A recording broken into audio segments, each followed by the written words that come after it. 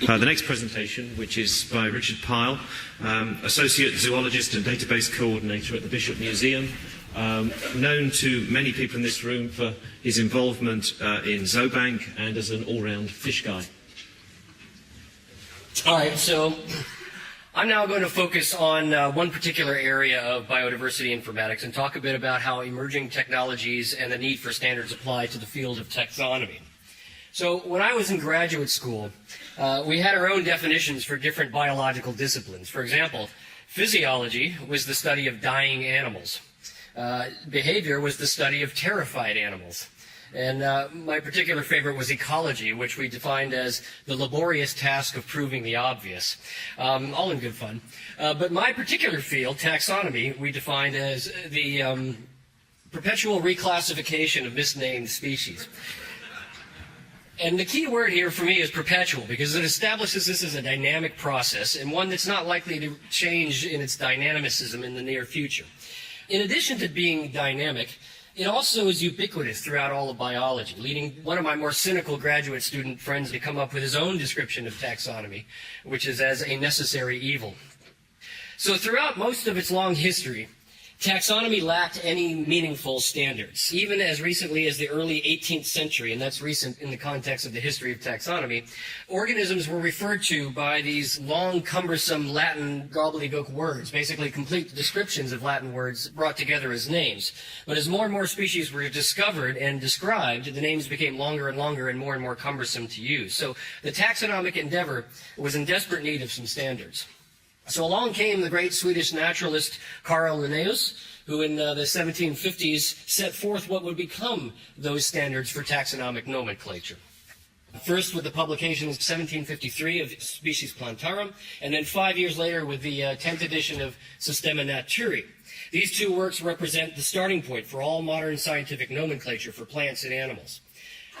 The remarkable thing is that these basic standards have endured for a quarter of a millennium.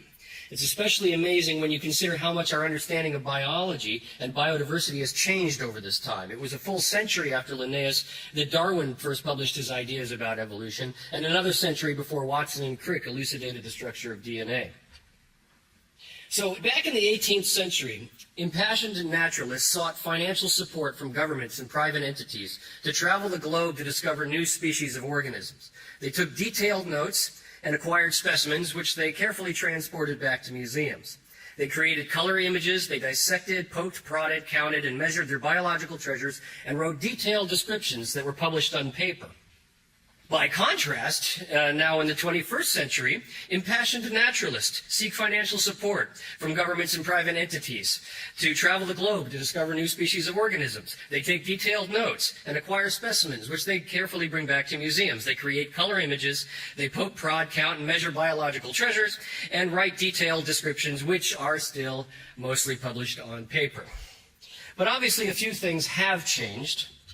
For example, early explorers used to spend months or even years on sailing ships to get to the remote destinations, and now we've got modern aircraft that can take us and our kit pretty much anywhere we want in the world in a matter of hours. Not entirely, but a lot better than it used to be. Early naturalists had to rely on crude maps and dead reckoning to figure out where they were. Today we have high-resolution satellite imagery and GPS to pinpoint locations within a few meters. Whereas highly skilled technical artisans were commissioned to create detailed color paintings of organisms, we can now capture high-resolution digital images in an instant. To examine and recognize the diagnostic characters of their specimens, Linnaeus and his contemporaries had little more to work with than their own eyes and early microscopes under candlelight. Today, we can examine the internal structure of our specimens without causing any damage to them. We can observe morphological structures on the scale of microns, and we can read the very blueprint of life, molecule by molecule. In many cases, advanced technology provides us with opportunities to collect specimens that weren't possible a decade ago, let alone a century ago. These advancements have dramatically improved our ability to discover and document biodiversity. However, they mostly represent modernized versions of the same things that taxonomists have always done. The tools of the trade have certainly improved, but the fundamental process remains almost the same as it was at the time of Linnaeus. But there's one aspect of modern technology that has at least the potential to affect the taxonomic enterprise in a much more fundamental way.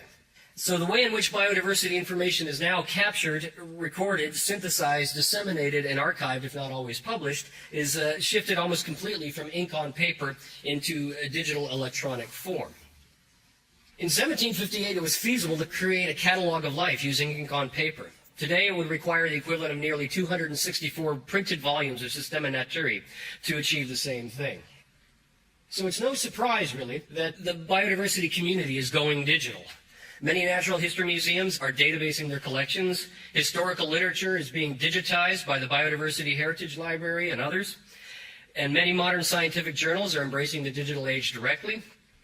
Authoritative nomenclatures have been built, and a variety of groups are working to distill the taxonomic concepts from the sea of names. Databases of observation records are growing at a very fast rate, as are genomic databases. And the internet has made feasible and cheap the easy dissemination of multimedia files related to biodiversity.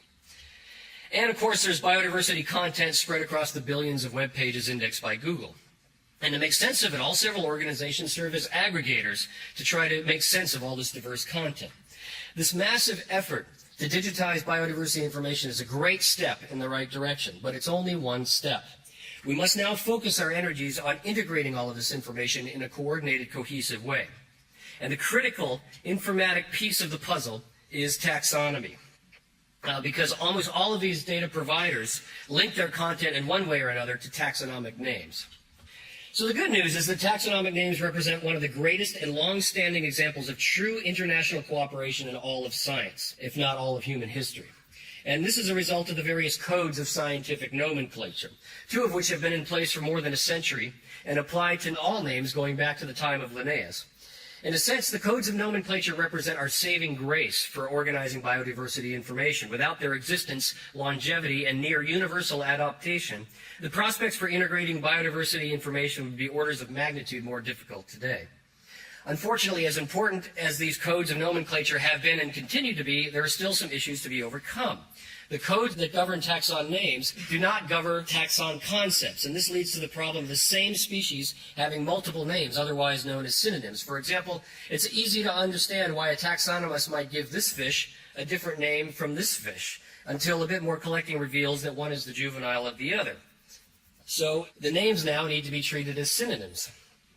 Another problem is when the same name is applied to two different species, which is what we refer to as homonyms. For example, a taxonomist who described this beautiful little fish cleverly named it Flavissima, which means yellow. And another taxonomist was equally clever in naming this other little yellow fish within the same genus. And thus, a homonym and a synonym are born. But if homonyms and synonyms were our only problems, we'd be in very good shape. Unfortunately, there are even more challenging problems when trying to use taxonomic names to link all the biodiversity information.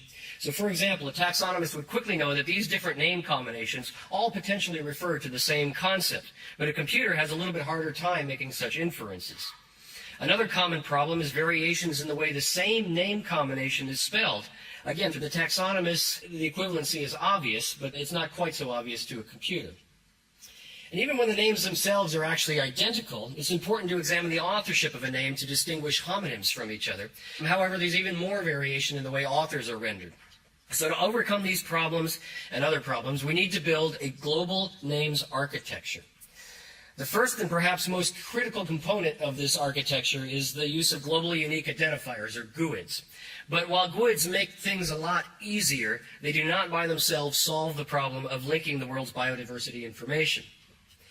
The two major components of the global names architecture currently under the development are the Global Names Index, or GNI, and the Global Names Usage Bank, or GNUB. The GNI is optimized to manage information from content providers that treat taxon names as merely text strings, as text string attributes of other data objects, whereas the GNUB is designed to manage taxon names and their usages as curated objects from the groups you'd see on the right side there. Now, these components will not only help build links among the participants within each of them, but also establish links across the different domains. The services will allow the GNI to serve as a gateway into the GNUB, and the GNUB will, of course, serve as a source of validated taxon name strings for the GNI. The global names architecture is currently being developed with support from GBIF, the Encyclopedia of Life, and NBII, up there, the top aggregators. And a prototype of GNI is already available on globalnames.org. And the GNUB is currently being populated with content from Index Fungorum and ZooBank, spanning 2 different codes of nomenclature. And the ZooBank content will include a lot of those other taxon-specific nomenclators. So ultimately, all of these content providers will be plugged into the global names architecture, and biodiversity content will start to flow.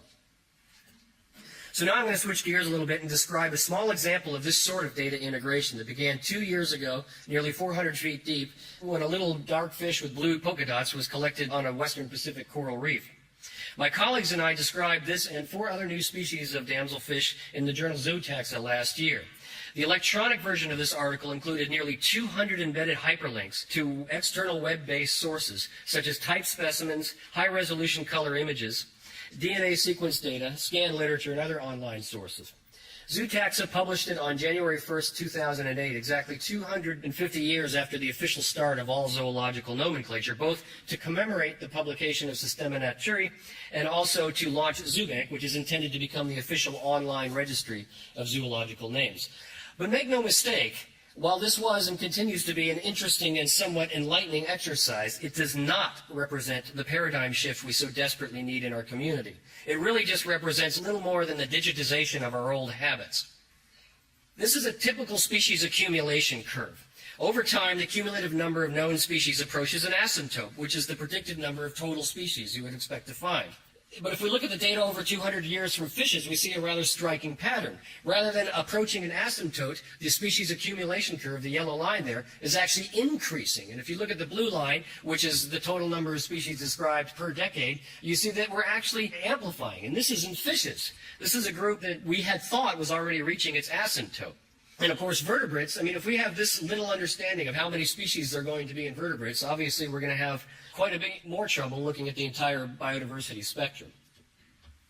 Now, we used to see this graph a lot 10 years ago when the All Species Foundation sought to document all species on Earth within 25 years.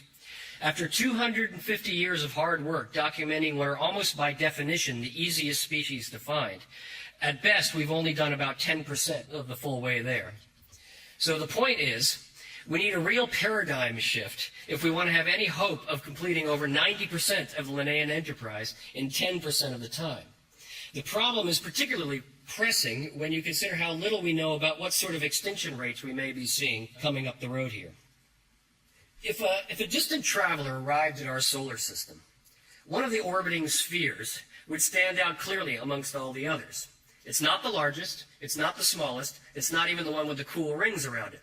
At first glance, one might think that the unique aspect of this particular orb is the abundance of liquid water. But water is nothing special in the universe, and it turns out it's not particularly unique even within our own solar system. What really sets Earth apart from the other planets, and possibly unique among other planetary systems in the galaxy, is biodiversity. Now, while it is certainly possible that life still exists elsewhere, even within our own solar system, it's not going to be anything like this. So these 2 magnificent paintings by Isabella Kirkland remind us that we're in a race to document and understand declining biodiversity before it's all gone. Global biodiversity is unquestionably Earth's most valuable asset. We just haven't realized it yet. It's like an enormous library where each species represents a unique book, the product of about 4 billion years of editing and re-editing and fine-tuning. These are the survivors. And like books in the world's greatest library, they harbor priceless secrets. Secrets we haven't even begun to imagine yet. Today we are like kindergartners running through the corridors of the Library of Congress. We take the books off the shelves, we throw them at each other, we build forts out of them, we tear out pages, we color them with our crayons, having only the vaguest notion of the value of the information they contain. We've only barely begun to read at the level of C-spot run, amid volumes that describe the equivalent of inner workings of a supercomputer or nuclear reactors. Whenever a species goes extinct, it's like burning the last copy of a book. The information it contains is lost forever. Eventually, perhaps 50 or 100 years from now, we'll have the ability to decipher the true information content of global biodiversity. Only then will we realize that ecosystem services, natural products, and all of the like are just a tiny tip of the iceberg. How tragic it would be if we squandered these irreplaceable resources before we understand their true value. We're the first generation to recognize the global biodiversity crisis, and we may well be the last generation in a position to do anything about it. There's no time to waste. Thank you.